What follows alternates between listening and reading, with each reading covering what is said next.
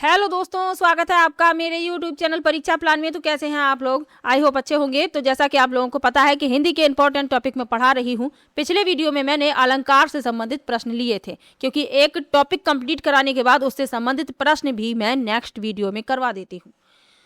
तो पिछला वीडियो अलंकार के प्रश्नों पर आधारित था, क्योंकि उसके पहले वाले वीडियो में मैंने आपको अलंकार ट्रिक से और डिटेल में दोनों तरीके से पढ़ाया था। आज का टॉपिक है रस, और मोस्ट इम्पॉर्टेंट आपके एग्जाम के लिए।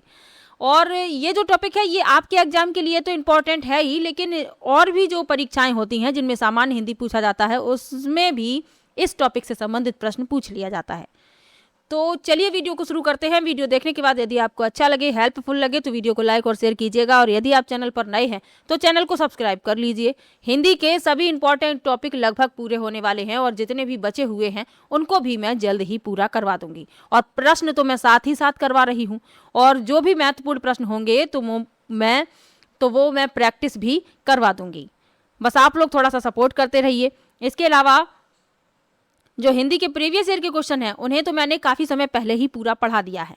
एक एक क्वेश्चन सॉल्व करवाया है, कोई भी पेपर नहीं छोड़ा है, जूनियर प्राइमरी दोनों के। तो आप लोग वो वीडियो भी जरूर देख सकते हैं, प्लेलिस्ट बनी हुई है, वहां पर आपको सभी वीडियो एक साथ मिल जाएंगी। इसके अलावा ईवीएस के इंपॉर्टेंट क्वेश्चन की प्रैक्टिस भी करवा चुकी हूँ। लगभग 20 वीडियो मैंने प्रैक्टिस की दी हैं, और अब मैं टॉपिक वाइज क्वेश्चन करवा रही हूँ, तो आप लोग वो वीडियो भी जरूर देखिएगा। इसके अलावा पेपर 2 के लिए साइंस के 1000 प्रश्नों की श्रृंखला चल रही है, तो आप लोग वो वीडियो जरूर देख लीजिए। यदि आप पेपर 2 देने वाले हैं और आपका जो विषय है मैथ और साइंस है, तो आप साइंस के 1000 प्रश्नों की श्रृंखला जरूर देखिए। 1000 प्रश्न मैं करवाऊंगी। आज तीसरा वीडियो आने वाला है, तो 300 प्रश्न आज कंप्लीट हो जाएंगे, और 10 दिन में मैं 1000 प्रश्न करवा दूंगी। तो यदि आपका पेपर 2 में विषय विज्ञान और गणित है तो आप लोग वो वीडियो जरूर देख लीजिएगा। चलिए आज की वीडियो को शुरू करते हैं। वीडियो देखने के बाद यदि आपको अच्छा लगे तो वीडियो को लाइक और शेयर जरूर कीजिएगा, और यदि आप चैनल पर नए हैं तो चैनल को सब्सक्राइब कर लीजिए। तो चलिए शुरू करते हैं। सबसे पहले जानेंगे रस की परिभाषा। यानी परिभाषा आपसे भले ही नहीं पूछी जाती, लेकिन जब भी कोई टॉपिक शुरू किया जाता है तो उसकी परिभाषा आपको पता होनी चाहिए कि आखिर ये होता क्या है।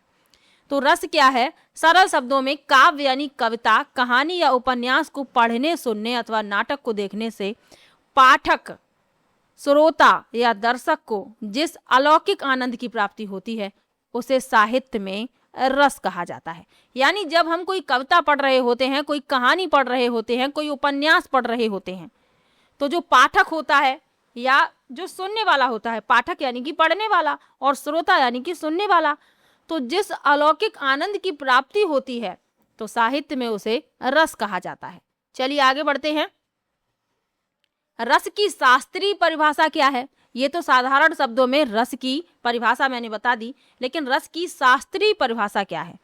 तो रस की प्रामाणिक परिभाषा सबसे पहले आचार्य भरत मुनि ने अपने ग्रंथ नाट्य शास्त्र में एक सूत्र के रूप में दी थी, जिसे रस सूत्र कहा जाता है। और ये रस सूत्र यहाँ पर लिखा हुआ है, विभावानुभाव्य भाव व्यभिचारी संयोगाद्रस निष्पत्ति। ये रस सूत्र है, और ये परिभाषा नाट्य शास्त्र में भरत मुनि ने दी थी। तो ये आपको याद रखना है। भरत मुनि का अपना ग्रंथ है नाट्य शास्त्र, और एक सूत्र के रूप में उन्होंने ये रस की परिभाषा दी थी, जिसे शास्त्रीय परिभाषा कहा जाता है। चलिए आगे बढ़ते हैं। रस के अंग कितने हैं? 4 अंग होते हैं। इस तरीके से भी प्रश्न पूछा गया है कि रस के कितने अंग हैं? 4 अंग होते हैं। कौन कौन से? स्थायी भाव, विभाव, अनुभाव और संचारी भाव। संचारी भाव को ही व्यभिचारी भाव कहा जाता है। तो कंफ्यूज बिल्कुल भी नहीं होना है। रस के 4 अंग हैं, स्थायी भाव, विभाव, अनुभाव और संचारी भाव। अब रस के जो मैंने आपको 4 अंग बताए हैं, स्थायी भाव, विभाव, अनुभाव और संचारी भाव, उसमें पहला है स्थायी भाव। तो चलिए इसके बारे में जान लेते हैं। जो भाव हमारे हृदय में जन्म से ही सुप्तावस्था में विद्यमान है, यानी भाव तो है लेकिन सुप्तावस्था में है, जन्म से ही है और हमारे हृदय में विद्यमान है, और अनुकूल वातावरण मिलने पर जागृत होते हैं। यानी जब इन्हें अनुकूल वातावरण मिल जाता है तो ये जागृत हो जाते हैं, तो ये कहलाते हैं स्थायी भाव। यानी स्थायी रूप से हमारे हृदय में ये मौजूद है, लेकिन अनुकूल वातावरण में ही ये जागृत होते हैं। इनकी जो मूल संख्या है 9 मानी गई है, ये बात आपको याद रखनी है। मूल संख्या कितनी मानी गई है? 9, और बाद में 2 और जोड़े गए हैं, तो अब स्थायी भावों की कुल संख्या कितनी है? 11। तो ये दोनों बातें आपको याद रखनी है। मूल संख्या 9 है और वर्तमान में अब कितने हैं स्थायी भाव? तो वो 11 हैं। ये 2 बाद में जोड़े गए हैं। इतनी बात आपको समझ में आ गई होगी। चलिए आगे बढ़ते हैं। अगला जो भाग है वह है विभाव। तो स्थायी भावों को जागृत करने वाले कारण विभाव कहलाते हैं। यानी जो स्थायी भाव हैं, जो हमारे हृदय में विद्यमान हैं, इनको जो जगाने वाले कारक होते हैं वो कहलाते हैं विभाव। जैसे व्यक्ति है, वस्तु है या परिस्थिति है, तभी तो वो जागृत होते हैं जब उन्हें अनुकूल वातावरण मिलता है। इसके भेद कितने हैं? इसके 2 भेद हैं, आलंबन और उद्दीपन। अब आलंबन क्या है? जिसके प्रति भाव जागे, जैसे नायक नायिका। और उद्दीपन क्या है? जो भावों को और तेज करे, जैसे परिस्थिति मिल जाए जिससे हमारे भाव और तेज हो जाएं, तो ये उद्दीपन कहलाते हैं। जैसे सुहाना मौसम, एकांत स्थान। इतनी बात आपको समझ में आ गई होगी। विभाव जो हैं स्थायी भावों को जगाने वाले कारण होते हैं या कारक होते हैं, और इनके 2 भेद हैं, आलंबन और उद्दीपन। आलंबन क्या है? जिसके प्रति भाव जागे, जैसे नायक नायिका। और उद्दीपन क्या है? जो भावों को तेज करते। चलिए आगे बढ़ते हैं। अगला जो अंग है वह है अनुभाव। तो मन के भाव जागृत होने पर शरीर में जो बाहरी चेष्टाएं दिखाई देती हैं, यानी फिजिकल रिएक्शन इंग्लिश में समझ लें यदि इसको, तो फिजिकल रिएक्शंस। तो मन के भाव जब जागृत होते हैं तो बाहरी चेष्टाएं दिखाई देती हैं, जैसे पसीना आने लगता है, कांपने लगते हैं या आंसुओं की धारा बहने लगती है, तो ये अनुभाव कहलाते हैं। चलिए आगे बढ़ते हैं। अब लिखा हुआ है अगला जो भाग है वह है संचारी भाव। इसे ही व्यभिचारी भाव भी कहते हैं। तो मन में कुछ समय के लिए आने जाने वाले अस्थिर भाव, यानी ये अस्थिर होते हैं, स्थिर नहीं होते हैं। इनकी कुल संख्या कितनी है? तो इनकी कुल संख्या है 33। तो ये आपको संख्या याद रखनी है, क्योंकि कभी कभी सीधे ही पूछ लिया जाता है कि संचारी भाव की संख्या कितनी होती है। चलिए आगे बढ़ते हैं। अब रस के भेद और उनके स्थायी भाव यहाँ पर मैंने लिखे हुए हैं। स्थायी भाव के बारे में सबसे पहले मैंने आपको बताया था, जो पहला भाग था, तो उसके जो भेद बताए थे, कुल 11 भेद इसके बताए थे। मुख्य रूप से 9 हैं, ये भी आपको याद रखना है। और अब जो संख्या है वह कितनी है? 11 है। तो रस के भेद और उनके स्थायी भाव यहाँ पर लिखे हुए हैं। सबसे पहले लिखा है श्रृंगार रस। इसका स्थायी भाव क्या है? रति। ये आपको बिल्कुल याद कर लेने हैं, क्योंकि सीधा सीधा ही पूछ लिया जाता है। सरल अर्थ याद रखना है, नायक नायिका का आपसी प्रेम। अगला जो रस है वह है हास्य रस। इसका स्थायी भाव क्या है? हास, हंसी या मजाक का भाव। दूसरा है करुण, तीसरा है करुण। इसका स्थायी भाव है शोक, तो गहरा दुख या बिछड़ना। रौद्र रस का स्थायी भाव क्या है? क्रोध, गुस्सा, प्रतिशोध की भावना। तो इसका सरल अर्थ क्या हुआ? क्रोध का, गुस्सा या प्रतिशोध की भावना। वीर रस का स्थायी भाव क्या है? उत्साह, साहस, वीरता और जोश इसका अर्थ है। भयानक रस का स्थायी भाव क्या है? भय, डर या आशंका का माहौल। चलिए आगे बढ़ते हैं। अगला रस है विभत्स रस, और इसका स्थायी भाव है जुगुप्सा, यानी घृणा, घिन या अरुचि। ये इंपॉर्टेंट है आपके लिए। अगला रस है अद्भुत रस। इसका स्थायी भाव है विस्मय, आश्चर्य या हैरान हो जाना। अगला है शांत रस, यानी इसका स्थायी भाव है निर्वेद, यानी कि वैराग्य या मन की शांति। और ये 2 बाद में जोड़े गए हैं। वात्सल रस, इसका स्थायी भाव है वत्सलता, यानी छोटे बच्चों या संतान के प्रति प्रेम। यानी इसमें प्रेम तो होगा, लेकिन छोटे बच्चों या संतान के प्रति प्रेम दर्शाया जाएगा। और भक्ति रस है अगला, तो इसका जो स्थायी भाव है वह भगवत रति है, यानी ईश्वर के प्रति पूजा या समर्पण का भाव। तो ये 2 बाद में जोड़े गए हैं, तो इनके बारे में भी आपको याद रखना है। सबसे पहले जानेंगे श्रृंगार रस के बारे में। और ये जो श्रृंगार लिखा हुआ है इसको लिखना भी सीख लीजिए। यहाँ पर देखो थोड़ी सी टाइपिंग मिस्टेक हुई है, इसको सही कर देते हैं, क्योंकि कभी कभी शुद्ध रूप में भी पूछ लिया जाता है कि श्रृंगार किस तरीके से लिखा जाता है। तो इसमें जो ये वाला रा होता है ये नहीं उड़ाया जाता है, जो यहाँ पर थोड़ी सी टाइपिंग मिस्टेक हो गई है, ये नहीं होता है। तो इसको लिखना भी याद रखिएगा, क्योंकि जो शुद्ध रूप लिखने के लिए आता है कि निम्न में से कौन सा शुद्ध है, उसमें पूछ लिया जाता है।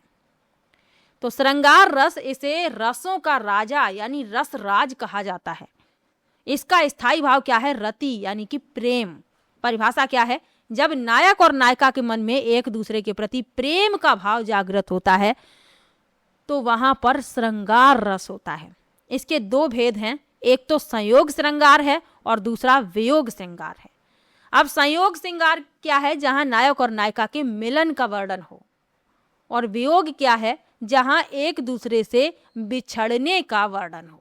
आपको नाम से ही पता चल रहा होगा। तो श्रृंगार रस को रसराज कहा जाता है। स्थायी भाव रति है। जब नायक और नायिका के मन में एक दूसरे के प्रति प्रेम का भाव जागृत होता है तो वहां पर श्रृंगार रस होता है। दो भेद होते हैं, संयोग श्रृंगार जहां नायक और नायिका के मिलन का वर्णन हो, और वियोग श्रृंगार जहां एक दूसरे से दूर होने या बिछड़ने का वर्णन हो। इतनी बात समझ में आ गई होगी। चलिए आगे बढ़ते हैं, इसके उदाहरण देख लीजिए। संयोग श्रृंगार रस का उदाहरण है, बतरस लालच लाल की मुरली धरी लुकाए, सौह करे भौहनु हंसे दैन कहे नट जाए। तो यहाँ पर श्री कृष्ण के बारे में बताया जा रहा है कि उनकी मुरली को छिपा लिया है, यानी कि प्रेम का वर्णन यहाँ पर हो रहा है। और वियोग श्रृंगार रस का उदाहरण देख लीजिए, निस्दिन बरसत नैन हमारे, सदा रहत पावस ऋतु हम पर, जब ते श्याम सिधारे। यानी कि बिछड़ने का वर्णन है कि जब से श्याम चले गए हैं, जब से श्री कृष्ण चले गए हैं, गोपियां कह रही हैं कि उस दिन से हमारे नैन प्रतिदिन बरसते हैं, यानी उस दिन से हम प्रतिदिन रोते हैं। और ऐसा लग रहा है कि जो वर्षा ऋतु है उसी तरीके से जैसे लिखा हुआ है, सदा रहती पावस ऋतु हम पर, यानी हम पर जब से श्री कृष्ण गए हैं तब से हम पर वर्षा ऋतु ही छाई हुई है। इस तरीके से इसका अर्थ हो जाएगा। तो ये वियोग का वर्णन हो रहा है यहाँ पर, और यहाँ पर संयोग का वर्णन हो रहा है। चलिए आगे बढ़ते हैं। अगला जो रस है वह है हास्य रस। इसका स्थायी भाव क्या है? हास्य। तो परिभाषा क्या है? जब किसी व्यक्ति के अजीब रूप, अजीब वेशभूषा, बातचीत के ढंग या चेष्टाओं को देखकर मन में जो हंसी का भाव आता है। कभी कभी क्या होता है, कोई ऐसी वस्तु हमें दिख जाती है, कोई ऐसा व्यक्ति हमें दिख जाता है जिसको देखकर हमें अचानक से हंसी आ जाती है, तो वहां पर हास्य रस होता है। उदाहरण है, तंबूरा ले मंच पर बैठे प्रेम प्रताप, साज मिले 15 मिनट घंटा भर आलाप। तो ये हास्य रस का उदाहरण है।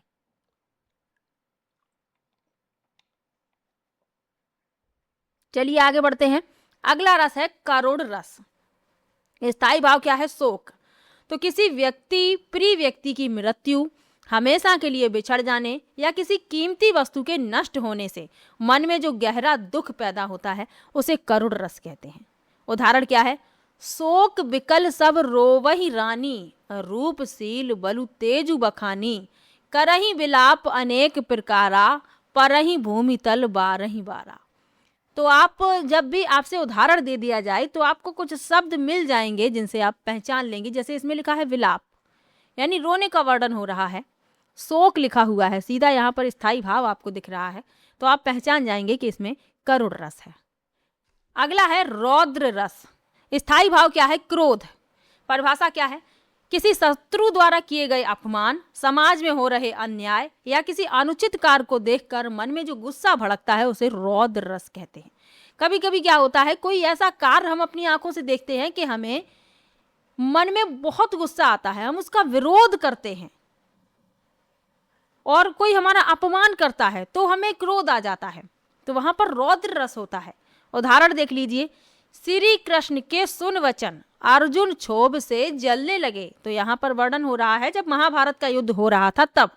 तो श्री कृष्ण के जो वचन थे उनको सुनकर अर्जुन क्षोभ से जलने लगे, सब सील अपना भूल कर करतल युगल मलने लगे। तो यहाँ पर अर्जुन जो है क्रोध प्रकट कर रहे हैं। तो जहाँ क्रोध हो रहा होगा वहां पर रौद्र रस होगा। चलिए आगे बढ़ते हैं। अगला है वीर रस। वीर रस का जो स्थायी भाव है वह है उत्साह।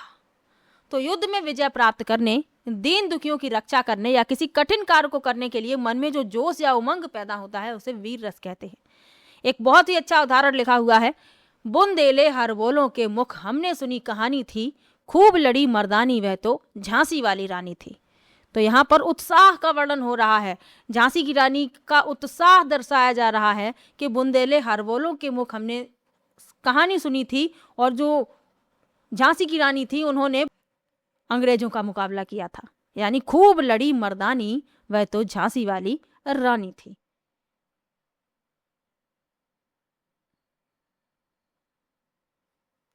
तो इसमें आपका जो रस है वह है वीर रस। चलिए आगे बढ़ते हैं।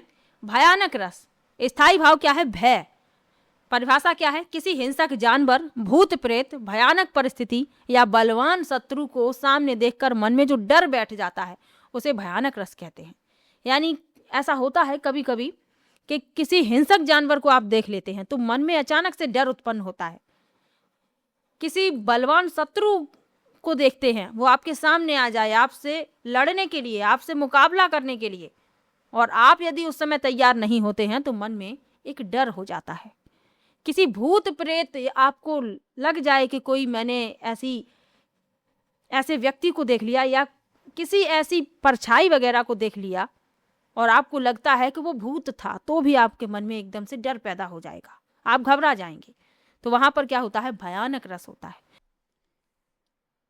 तो उदाहरण देख लीजिए। एक और अजगर रही, लख एक और मृगराय, यानी एक और अजगर है और एक और कौन है? मृगराय यानी कि शेर, बब्बर शेर मान लीजिए। और दोनों तरफ भयंकर मृत्यु को सामने देखकर जो राही है, बिकल बटोही बीच ही पर्यो मूर्छा खाए, वह व्याकुल होकर बीच में ही गिर जाता है। अब ऐसी परिस्थिति आ जाएगी, एक और अजगर है, अजगर से भी नुकसान पहुंच सकता है, और एक और शेर है तो शेर भी आपका शिकार कर सकता है। तो ऐसी परिस्थिति में क्या होगा कि व्यक्ति जो है वह मूर्छित होकर गिर जाता है। चलिए आगे बढ़ते हैं। अगला रस है विभत्स रस। इसका स्थायी भाव क्या है? जुगुप्सा यानी घृणा या घिन। परिभाषा क्या है? सड़ी गली चीजों, बहते खून, मांस या लाशों को देखकर या उनके बारे में सुनकर मन में जो तीव्र घिन आती है उसे विभत्स रस कहते हैं। उदाहरण है, सिर पर बैठ्यो काग, आंख दो खात निकारत, खींचत जीभई स्यार, अति ही आनंद और धारत। तो आप यदि किसी ऐसे कहानी के बारे में सोच रहे हैं या कुछ आपने ऐसा देख लिया है, जैसे सड़ी गली चीजें हैं, खून बह रहा है, मांस या लाश को देखकर जो मन में घिन आ रही है, उसे जो वहां पर जो रस होता है वह विभत्स रस होता है। अब जैसे उदाहरण देख लीजिए। सिर पर बैठ्यो काग, यानी सिर पर काग बैठा है और दोनों आंखें जो है, दो खात निकारत, आंखों को खा रहा है, निकाल रहा है। ये पढ़ने में ही आपको एकदम से अंदर से घिन जैसी आ रही है, तो आप यहाँ पर समझ जाएंगे कि विभत्स रस है। चलिए आगे बढ़ते हैं। अगला है अद्भुत रस। स्थायी भाव क्या है? विस्मय यानी आश्चर्य। परिभाषा क्या है? किसी ऐसी अलौकिक, जादू या अनोखी चीज को देखना या सुनना जिस पर अचानक विश्वास ना हो और मन हैरान हो जाए, उसे अद्भुत रस कहते हैं। यानी कि कोई ऐसी बात आपको बताई जाए जिस पर आपको विश्वास ना हो रहा हो, हैरान हो रहे हैं आप, वहां पर क्या होगा? अद्भुत रस होगा। स्थायी भाव इसका विस्मय है यानी आश्चर्य है। उदाहरण क्या है? देख यशोदा शिशु के मुख में सकल विश्व की माया, यानी यशोदा जी ने जब श्री कृष्ण के मुख में पूरे विश्व की माया देखी तो लिखा हुआ है, क्षण भर को वह बनी अचेतन। क्षण भर के लिए तो वह अचेत ही हो गई। मतलब उन्होंने देखा, मुख में एक दृश्य दर्शाया जाता है कि श्री कृष्ण जब मिट्टी खा रहे थे तो उनकी माता आती हैं यशोदा, उनको डांटती हैं और कहती हैं कि अपना मुंह खोलकर दिखाओ, तुमने मिट्टी खाई है। तो वो अपना मुंह खोलकर दिखाते हैं तो यशोदा माँ को सकल विश्व की माया उनके मुख में दिख जाती है और क्षण भर के लिए तो ऐसा लगता है कि वह अचेत ही हो गई हैं, यानी अपना होश ही खो देती हैं। और आगे लिखा है, हिल ना सकी कोमल काया। तो ये सब देखकर क्षण भर के लिए वह आश्चर्य से भर जाती हैं और बिल्कुल स्थिर हो जाती हैं। लिखा हुआ है, हिल ना सकी कोमल काया। तो याद रखिए यहाँ पर अद्भुत रस है। बहुत ही अच्छा उदाहरण यहाँ पर लिखा हुआ है। चलिए आगे बढ़ते हैं। अगला है शांत रस। स्थायी भाव क्या है? निर्वेद यानी वैराग्य। परिभाषा क्या है? जब मनुष्य को संसार की नश्वरता का ज्ञान हो जाता है और वह सांसारिक सुख दुख मोह माया से उसका मन हटकर बिल्कुल शांत हो जाता है। तो वहां पर होता है शांत रस, यानी वैराग्य को पसंद करने लगता है। उसे ये लगता है कि ये सब सांसारिक सुख दुख मोह माया सब बेकार है, वैराग्य अपना लेना चाहिए, उसे वही अच्छा लगता है। तो वहां पर शांत रस होता है। उदाहरण क्या है? मन रे तन कागद का पुतला, लागे बूंद बिनस जाए छिन में, गर्व करे क्या इतना। तो कबीर दास की पंक्तियां लिखी हुई हैं, लिखा है मन रे तन कागद का पुतला, यानी ये जो मन है, ये जो मन है और ये तन है, ये जो शरीर है, ये कागज के पुतले के समान है। लागे बूंद बिनस जाए छिन में, एक पानी की बूंद के आते ही ये क्षण भर में नष्ट हो जाएगा। तो फिर इतना घमंड क्यों करना? किस बात का ये घमंड है? क्योंकि ये जो मन है, ये तन है, ये कागज का एक पुतला है और एक पानी की बूंद से ये क्षण भर में नष्ट हो जाएगा। चलिए आगे बढ़ते हैं। अगला रस है वात्सल्य रस। अगला रस है वात्सल्य रस। स्थायी भाव क्या है? वत्सलता, यानी संतान या छोटों के प्रति प्रेम। परिभाषा क्या है? माता पिता का अपनी संतान के प्रति, बड़ों का बच्चों के प्रति या गुरु का शिष्यों के प्रति जो निश्चल स्नेह होता है, प्रेम होता है, उसे वात्सल्य रस कहते हैं। उदाहरण है, किलकत कान्य घुटुरवन आवत, मनमय कनक नंद के आंगन, बिंब पकीरिब धावत। तो श्री कृष्ण जब छोटे हैं उनका वर्णन किया जा रहा है।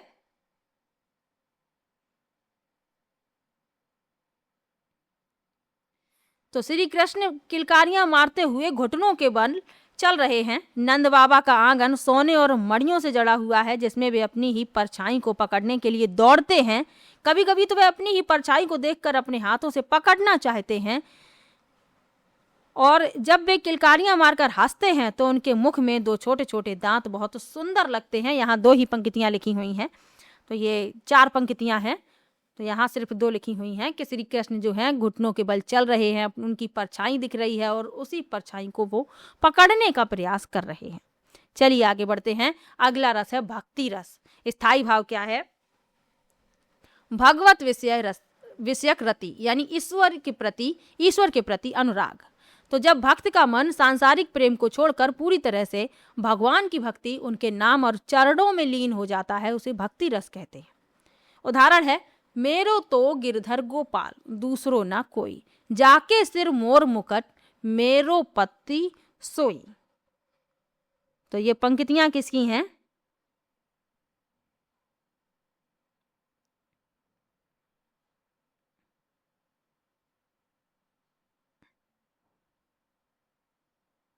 ये मीराबाई जी की पंक्तियां हैं।